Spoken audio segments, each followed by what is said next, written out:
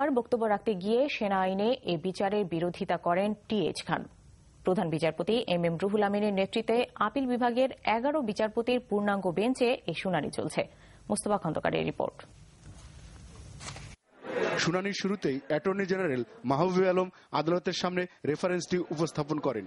তিনি আদালতকে বলেন, বিডিআর হত্যাকাণ্ডের বিচার যদি সেনা আইনে করতে কোনো অসুবিধা থেকে থাকে সেক্ষেত্রে সেনা আইনের 5 ধারা অনুযায়ী প্রজ্ঞাপন জারি করে জড়িতদের বিরুদ্ধে ওই আইনটি প্রয়োগ করা যাবে কিনা।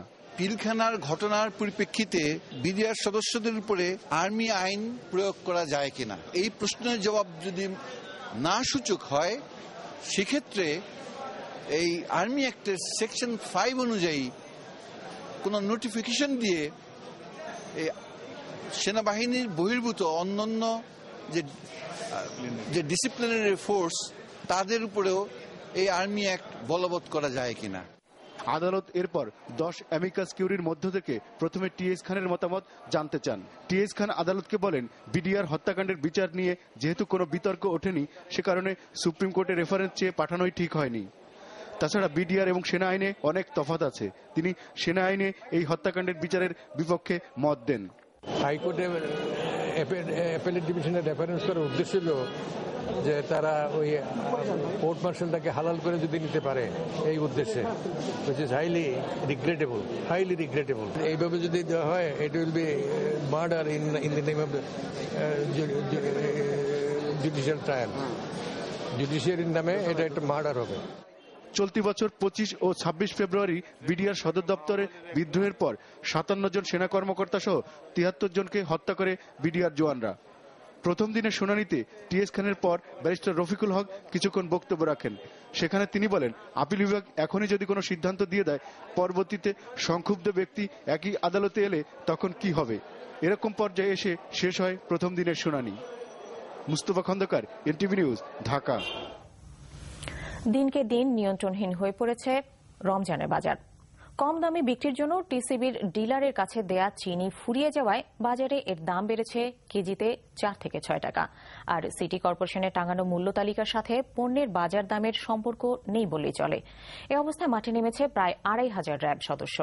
ওজাইর ইবনে ওমরের রিপোর্ট। মঙ্গলবার দুপুরে গুলশান 1 নম্বর সিটি কর্পোরেশন মার্কেটের কাঁচা বাজারের গেটে সংস্থাটির একজন কর্মকর্তা লিখাচ্ছিলেন মঙ্গলবারের মূল্য তালিকা। সেখানে মসুর ডালের দাম লেখা হয়েছে 110 থেকে 120 টাকা আর মুগ ডাল 100 টাকা কেজি। আবার সরিষার তেলের দাম 10 টাকা বেড়ে গেছে দেখিয়ে লেখা হয়েছে 100 থেকে 120 টাকা লিটার। কিন্তু বাজারে গিয়ে দেখা গেছে বাজার মূল্য এর চেয়ে 5 থেকে 10 টাকা কম। মসুরি 115 দেশিটা আর ইন্ডিয়ারটা হয়েছে 100 আগে। মুগ ডাল 95 দেশিটা। মসুর দেশি ভালোটা 110 টাকা আর ওটা হলো আপনার 98 টাকা বড়টা, আর মুগ ডাল হলো 90 টাকা কেজি বিক্রি করতেছি। ব্যবসায়ী নয়, এবার দ্রব্যমূল্য বৃদ্ধিতে তারাই অবদান রাখতে যাচ্ছেন যাদেরকে সরকার দায়িত্ব দিয়েছে এই মূল্য তালিকায় পণ্যের ন্যায্য দামটি লেখার। কারণ মঙ্গলবার বাজার ঘুরে দেখা গেছে এই মূল্য তালিকায় মসুর ডাল, মুগ ডাল এবং সরিষার তেলের যে দাম লেখা রয়েছে বাজারে তার চেয়ে বিক্রি হচ্ছে 8 থেকে 10 টাকা কমে। বেগুনের দাম কেজিতে 5 থেকে 10 টাকা বেড়েছে দেখিয়ে মঙ্গলবারের সিটি কর্পোরেশনের মূল্য তালিকায় দর লেখা হয়েছে 30 থেকে 70 টাকা এবং ডিমের হালি 28 থেকে 29 টাকা। এ বিষয়ে সিটি কর্পোরেশনের মার্কেটিং বিভাগের সাথে যোগাযোগ করা হলে তারা উষ্মা প্রকাশ করে বলেন, দাম কম লিখলেও দোষ, আবার বেশি লিখলেও। এদিকে বাজারে চিনির দাম হঠাৎ বেড়ে গেছে। বিক্রি হচ্ছে 48 থেকে 50 টাকা কেজি দরে। চিনির দাম ঠিক রাখতে সরকার টিসিবির মাধ্যমে খুচরা বাজারে চিনি ছাড়ে 40 টাকা কেজি দরে। কিন্তু কয়েকদিনের মধ্যেই চিনি উধাও হয়ে গেছে ডিলারদের দোকান থেকে। আমরা পাইছি 1 টন তো আমাদের আজকে 6 দিন যাবত দিচ্ছে, কিছু বলছেন, কিন্তু চিনির প্রয়োজন হলো 5 টন। আর চিনির দাম বাড়ার জন্য উৎপাদনকারীদেরই দায়ী করলেন কাউরান বাজারের পাইকারি ব্যবসায়ীরা। মেঘনা মিলে দেখা গেছে 10 দিন, 11 দিন, 12 দিন মিলে সিরিয়াল, সিটি মিলে তাও একই অবস্থা। মিলের কারণে দেখা গেছে আমাদের প্রতিদিন গাড়ি থাকলে 1500 টাকা ড্যামেজ দিতে হয় প্রতি গাড়িতে। প্রত্যাপরে আমাদের এই বস্তাতে দেখা গেছে 150 টাকা বাড়ছে, আর মেলেও বাড়ছে দেখা গেছে প্রায় 100 টাকা মতো বাড়ছে। এদিকে রমজান মাসে বাজার পরিদর্শনে মাঠে নেমেছে র্যাব সদস্যরা। সরকার আমাদেরকে দ্রব্যমূল্য সহনীয় পর্যায়ে রাখবার জন্য যে গাইডলাইনগুলো দিয়েছেন সেটার একটা টুল হিসাবে অবশ্যই র্যাব কাজ করবে।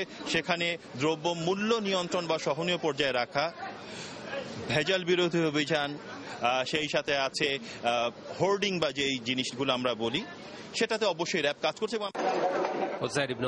NTV news, Dhaka.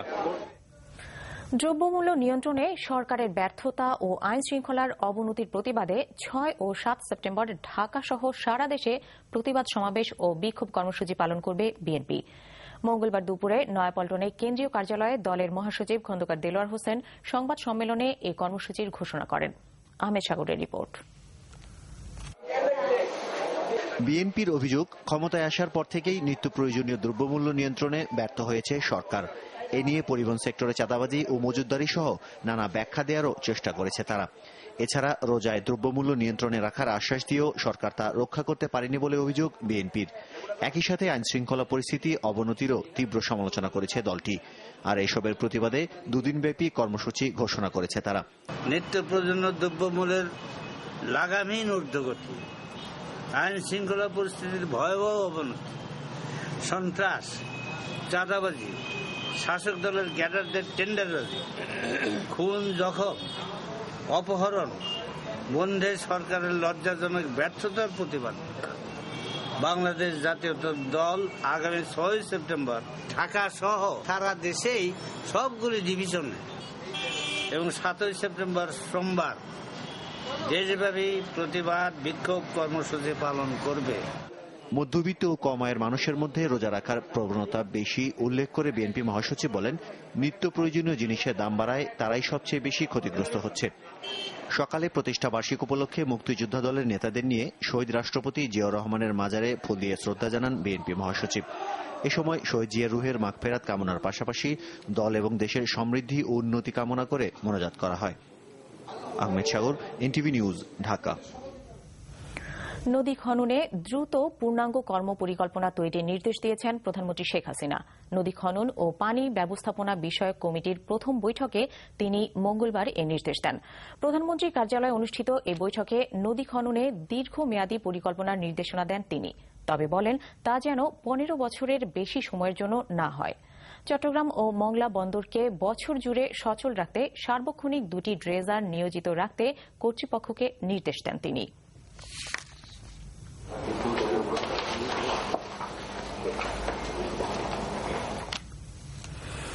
21 আগস্টের গ্রেনেড হামলার নতুন তদন্তে সাবেক প্রধানমন্ত্রী, স্বরাষ্ট্রমন্ত্রী সহ সংশ্লিষ্টদের জিজ্ঞাসাবাদ করতে তদন্ত কর্মকর্তার প্রতি আহ্বান জানিয়েছেন আওয়ামী লীগের প্রেসিডিয়াম সদস্য শেখ সেলিম।